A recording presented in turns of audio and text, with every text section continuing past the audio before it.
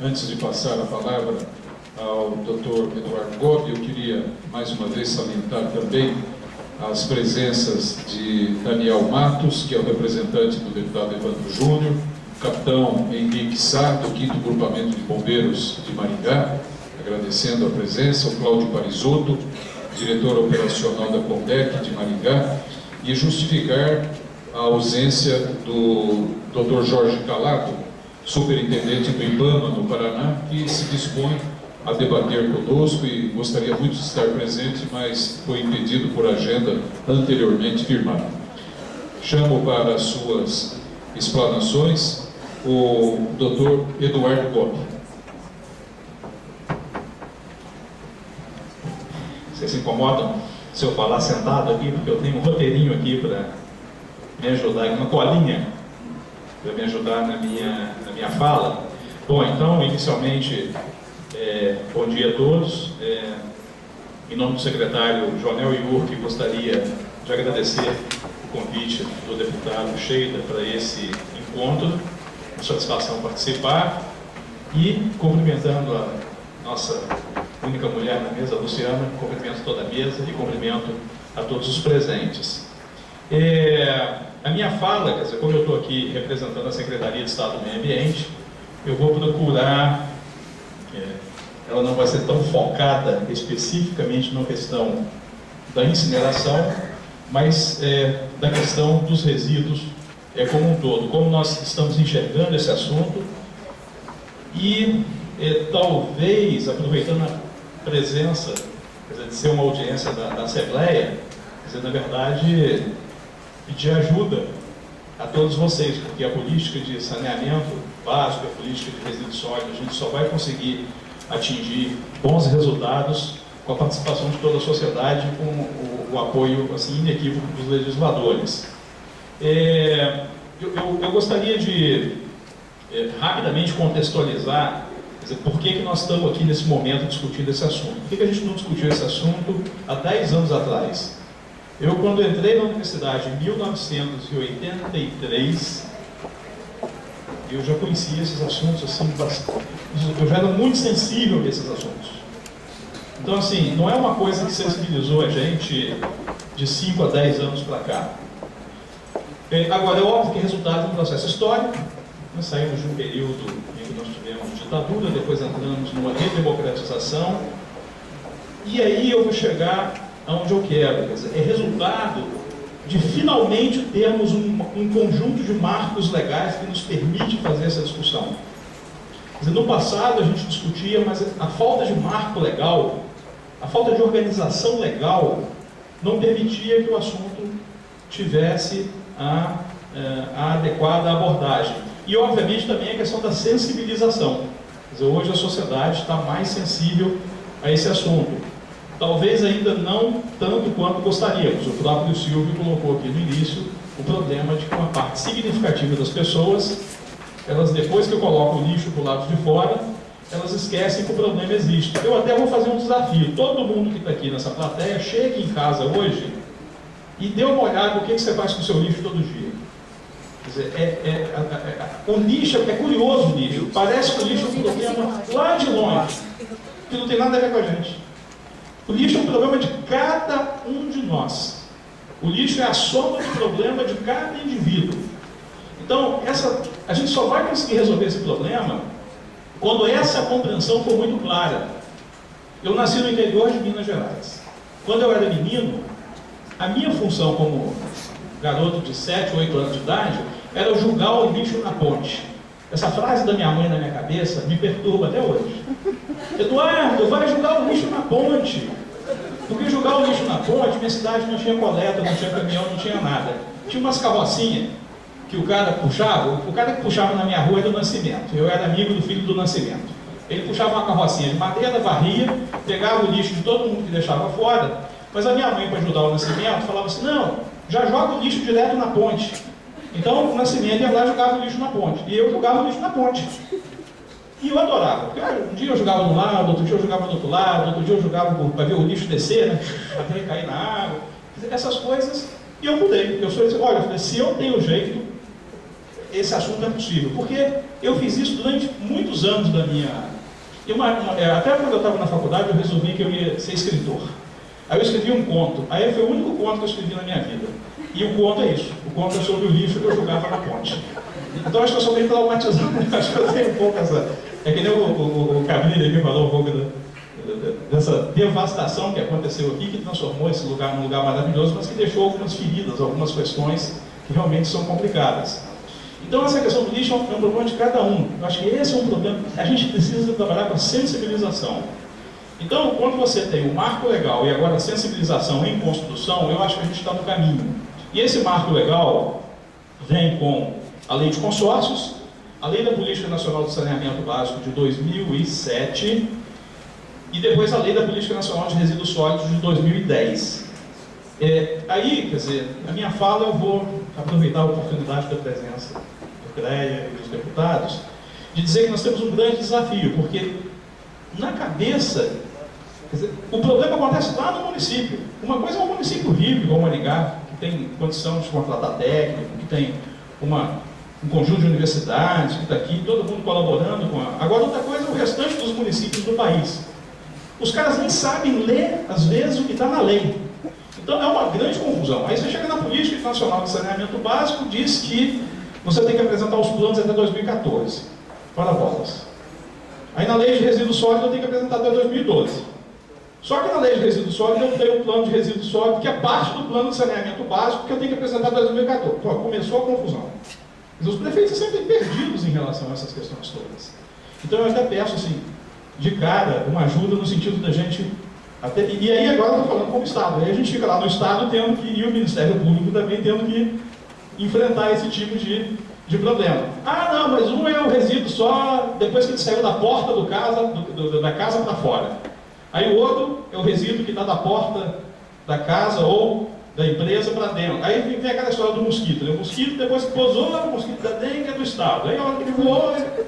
Como é que a gente vai construir resolver o problema se a gente não equacionar essas questões e esclarecer na cabeça do cara que está lá no fim da linha, que é o prefeito? Quer dizer, uma coisa é, estou falando, uma coisa é o município de Maringá. Outra coisa é o restante dos uma grande parte dos municípios desse país. Então eu acho que a gente precisa ajudar, e lá na SEMA nós estamos pensando, eu estou falando isso porque lá na SEMA nós estamos pensando nisso e vamos contar com a colaboração de vocês. Eu acho que a Política Nacional de Resíduos Sólidos, ela trouxe uma colaboração extraordinária, porque ela trouxe dois conceitos que, na minha opinião, são muito importantes. Um é o da responsabilidade compartilhada. Essa ideia da responsabilidade compartilhada é chave. Então, a responsabilidade não é mais... Porque antes a gente falava assim, é o problema do município. Não, não é. Agora é de cada cidadão, agora é da empresa que produz o resíduo, do cara que fabricou esse negocinho aqui, é do cara que vendeu esse negocinho aqui, é minha que comprei esse negocinho aqui, e é do Estado. Porque, afinal de contas, essa é uma responsabilidade do Estado também. Do município, do governo federal e do governo estadual. Então, a lei nova ela traz isso com muita clareza e dando os instrumentos. E outra é a ideia da logística reversa. Agora, quando eu falo da logística reversa, é lindo também. Mas é o seguinte, quando vocês saírem daqui, vocês, indo para casa, vocês vão procurar contar quantos estabelecimentos vocês vão identificar que fazem essas coisas chegarem até a nossa mão. Isso. Tudo isso vai virar lixo. Conta quantas lojas tem na cidade que faz chegar na nossa mão. Aí a gente agora quer resolver o problema tendo uma volta de uma via única. Esqueça. Quer dizer, a construção dessa... Por isso que chama logística reversa. É uma nova economia. A hora que tudo isso estiver voltando, quando está tudo voltando num caminhão só, é uma logística.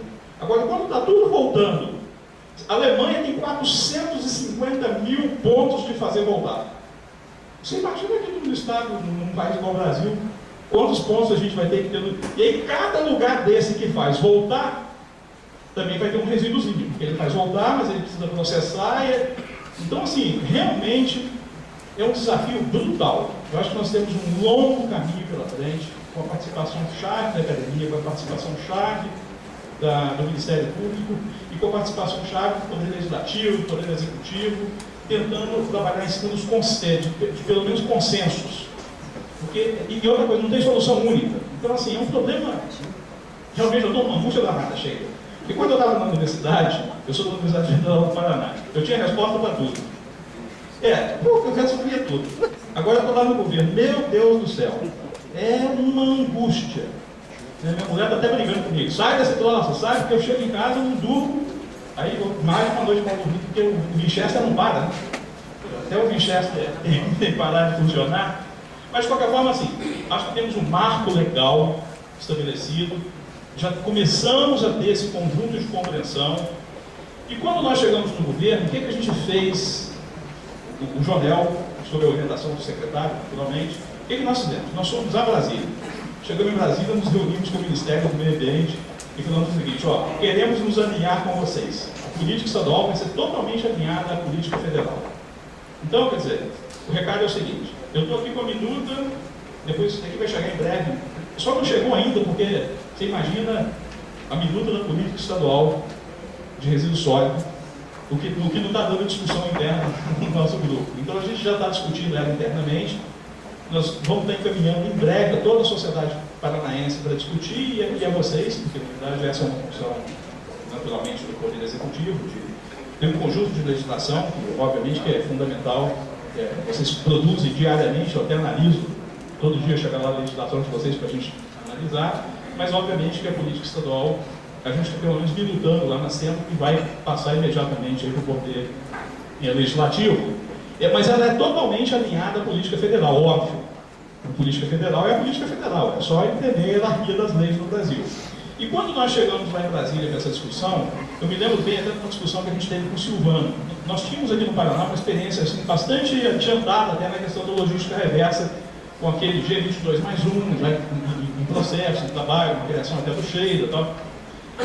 Depois o Rasca deu continuidade, aí o pessoal de Brasília falou assim para a gente: por favor, dá um tempo, porque a gente quer fazer os acordos federais. Então a gente não gostaria que vocês avançassem com os acordos estaduais, porque nós... Aí eu falei: poxa, mas a gente vai ter uma dificuldade enorme de fazer isso. Não, mas pelo amor de Deus, senão vai haver um desalinhamento, o Paraná está na frente. Aí nós demos esse tempo. Aí esses dias eu tive com o Silvano e falei assim: Silvano, o tempo acabou.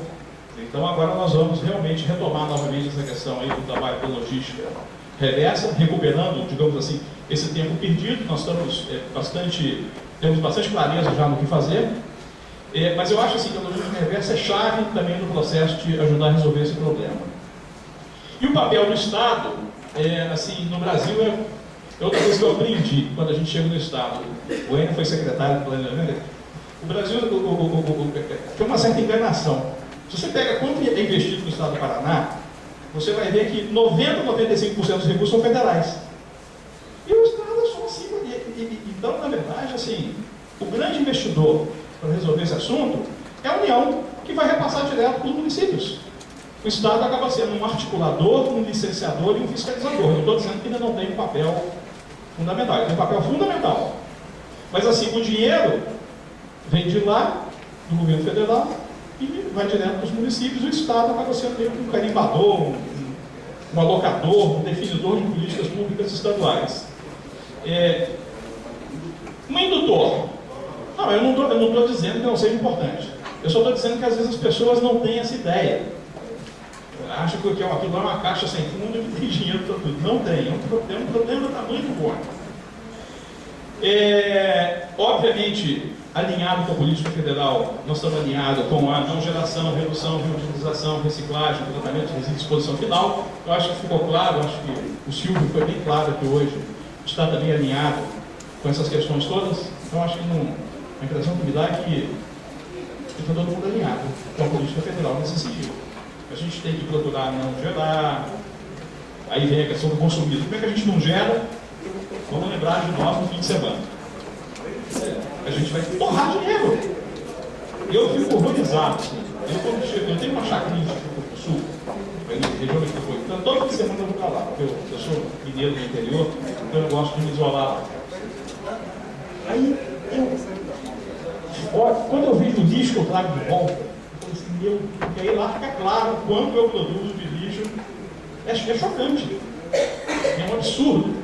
E, então, isso tem a ver com Como é que a gente vai não gerar? Nós vamos, agora que o Brasil está crescendo, a economia está se desenvolvendo, a gente finalmente conseguiu esse cenário importante de incluir muita gente na classe média.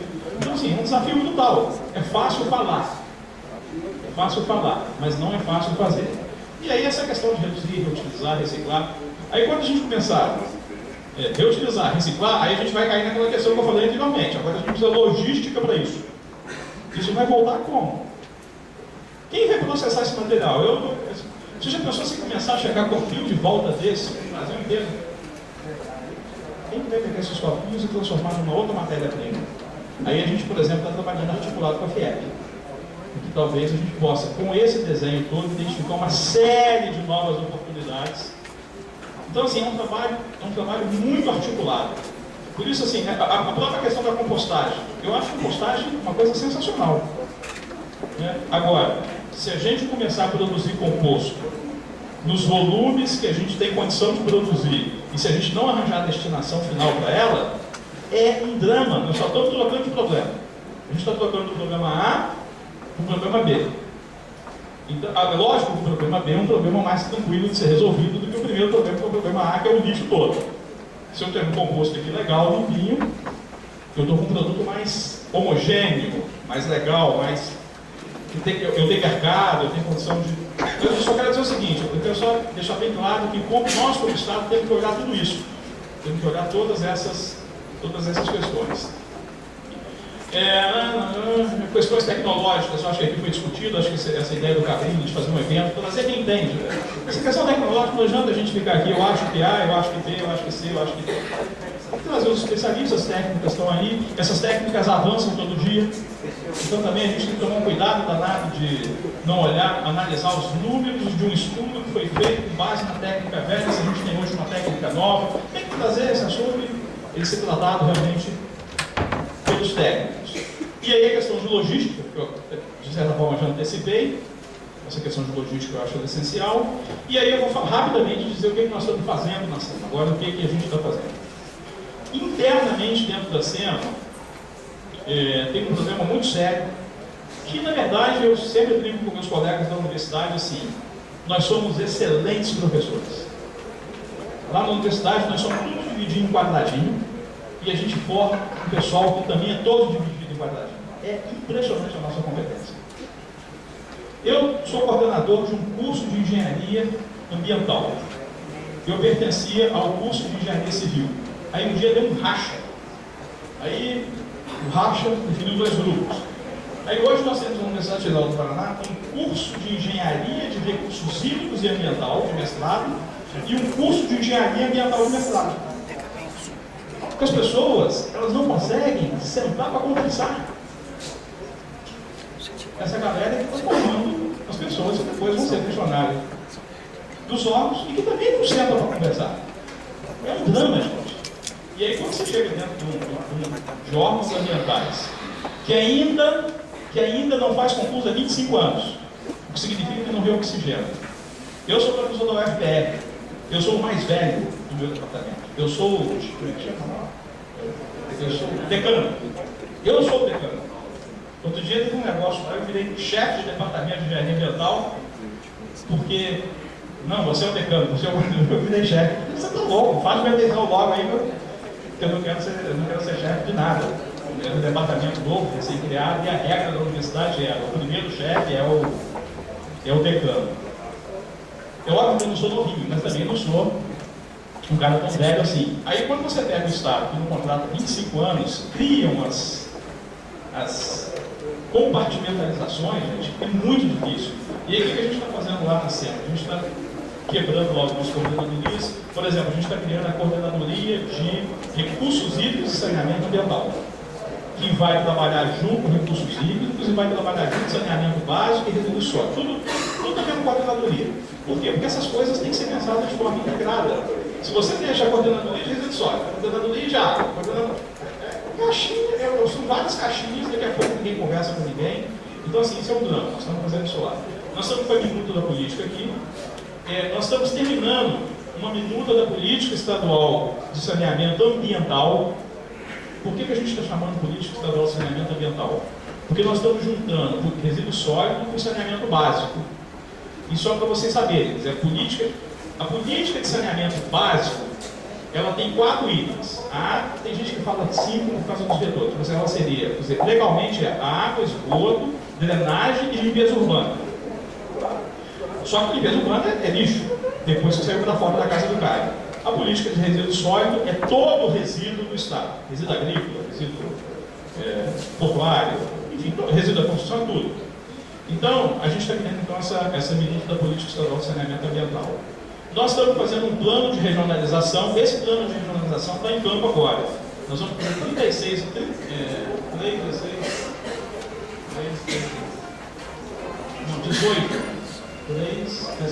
18 audiências no estado inteiro. Por que esse plano de regionalização? Porque todo recurso do governo federal, o governo federal está priorizando para quem está organizado em consórcio. E é óbvio que o Estado não quer que nenhum município venha reclamar amanhã, olha, eu não consegui o dinheiro porque o Estado não fez o... Então, foi a primeira coisa que a gente fez nesse alinhamento com o governo federal, e aí por conta dessa questão de que realmente os municípios... O governo federal fez um estudo muito detalhado, mostrando que individualmente, talvez, os municípios não estejam tendo condição de resolver o problema do resíduo. Aquele problema que você colocou, por exemplo, um deles. Se você financia, o cara vai lá e faz o aterro controlado, depois o município. Aí é lógico que tem uma questão econômica e tem uma questão que a gente poderia dizer de falta de fiscalização, etc., e falta de prioridade. Então nós estamos fazendo esse plano de regionalização, nós estamos fazendo o plano estadual, nós vamos contratar agora o plano estadual de resíduo sólido. E por que ele foi contratado? Porque nós estamos exatamente na discussão com a Caixa Econômica Federal da liberação dos recursos. E a Caixa, assim, atualmente é bastante exigente em termos da definição do plano do termo de referência. A gente está fazendo um termo de referência legal, assim, a burocracia está sendo bem grande, mas isso daí já está para sair do papel. E, obviamente, outra questão importante é o papel licenciador do Estado. Hoje, uma coisa que está vindo é o seguinte: você tem aquela lei complementar 140 da Constituição que descentraliza as questões ambientais para os municípios. Então, a gente, paralelamente à construção de uma política estadual de saneamento ambiental, a gente tem que trabalhar com essa questão da descentralização e da gestão ambiental, da fiscalização. Então, essas coisas estão andando meio que paralelamente. Então, a gente está, digamos assim, a gente está olhando para essas coisas de forma conjunta. Eu acho que era... E aí, óbvio que eu, agora como coordenador, gostaria muito. Eu gostaria muito que o Estado pudesse ajudar melhor os municípios. Pudesse orientar, ajudar. E aí, nesse ponto, eu acho que a gente pode contar enormemente. Você falou de fazer um grande evento com essas questões todas, de discutir com o Poder Legislativo, no sentido da gente poder... E aí o Estado poder cumprir a sua parte. De fazer com que a política de saneamento ambiental do Estado possa ser bem sucedida. Bom, então, essa seria a minha fala, né? Eu obviamente, fugi um pouco da questão da incineração propriamente dito, mas procurei dar um panorama e fica aqui, obviamente, à disposição do debate. Obrigado.